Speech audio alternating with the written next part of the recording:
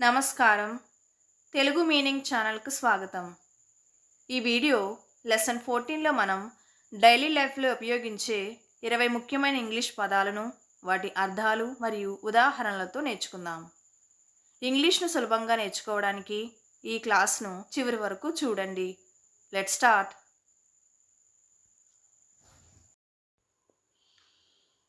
Why don't you call మీ?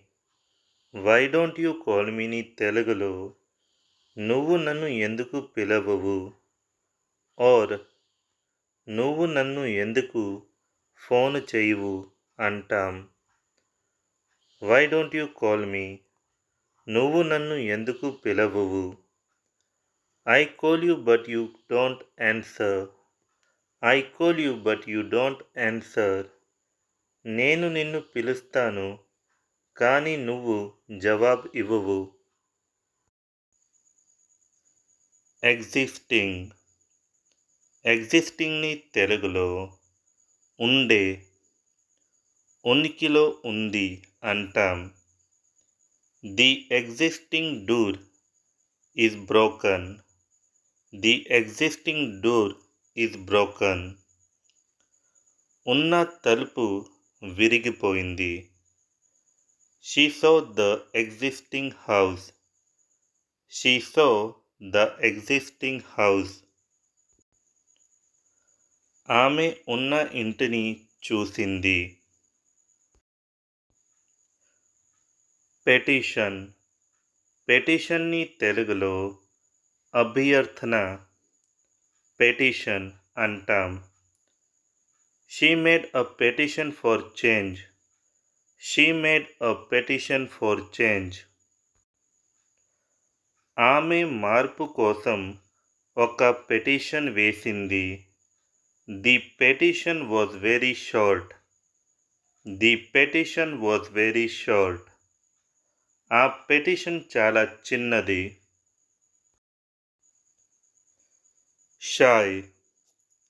షాయ్ని తెలుగులో పిరికి, సిగ్గు అంటాం. Don't be shy. Don't be shy. సిగ్గు పడకు. I'm not a shy guy. I'm not a shy guy. నేను సిగ్గుపడే వాడిని కాదు. నేను సిగ్గుపడే వాడిని కాదు. రిలయబిలిటీ. రిలయబిలిటీని తెలుగులో నమ్మకము, విశ్వసనీయత అంటాం. He is known for his reliability. He is known for his reliability. అతను తన విశ్వసనీయతకు ప్రసిద్ధి చెందాడు. I rely on her reliability. I rely on her reliability. నేను ఆమె విశ్వసనీయతపై ఆధారపడున్నాను. పోస్ట్పోన్. పోస్ట్పోన్ని తెలుగులో వాయిదా వేయండి, తరువాత అంటాం. We postponed our trip. We postponed our trip.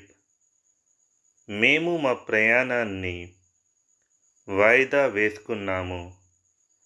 They postponed the game. They postponed the game. వారు ఆటను వాయిదా వేశారు.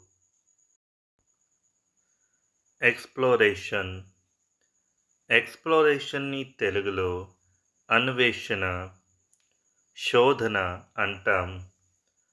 Exploration finds new things. Exploration finds new things. అన్వేషణ కొత్త విషయాలను కనుక్కుంటుంది. I love the exploration of new ideas. I love the exploration of new ideas. నాకు కొత్త ఆలోచనల అన్వేషణ అంటే చాలా ఇష్టం. నాకు కొత్త ఆలోచనల అన్వేషణ అంటే చాలా ఇష్టం. ఎక్స్‌ప్లిసిట్. ఎక్స్‌ప్లిసిట్‌ని తెలుగులో స్పష్టమైన, స్పష్టం అంటాం. The teacher gave N explicit answer. The teacher gave N explicit answer. గురువు గారు స్పష్టమైన సమాధానం ఇచ్చారు. The book had explicit details about the topic. The book had explicit details about the topic. ఆ పుస్తకంలో ఆ అంశం గురించి స్పష్టమైన వివరాలు ఉన్నాయి. ఫియర్స్. ఫియర్స్‌ని తెలుగులో భయంకరమైన, క్రూరమైన అంటాం. She has a fierce smile. She has a fierce smile. ఆమెది భయంకరమైన చిరునవ్వు. The lion is a fierce animal. The lion is a fierce animal. సింహం ఒక క్రూరమైన జంతువు.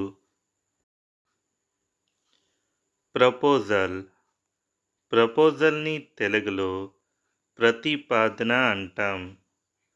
I have a proposal. I have a proposal.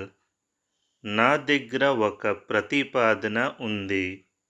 The proposal is good. The proposal is good. ప్రతిపాదన బాగుంది. ప్రతిపాదన బాగుంది. పేస్. పేస్‌ని తెలుగులో వేగం అంటాం. She walked at a fast pace. She walked at a fast face.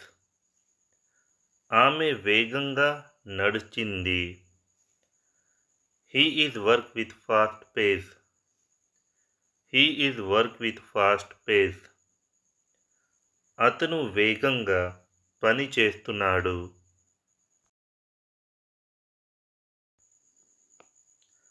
Wealth. వెల్త్‌ని తెలుగులో సంపద, ఐశ్వర్యం, డబ్బు అంటాం.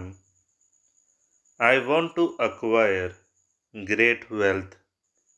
I want to acquire great wealth. నేను గొప్ప సంపదను సంపాదించాలి అనుకుంటాను. I don't have that much wealth. I don't have that much wealth. నా దగ్గర అంత సంపద లేదు.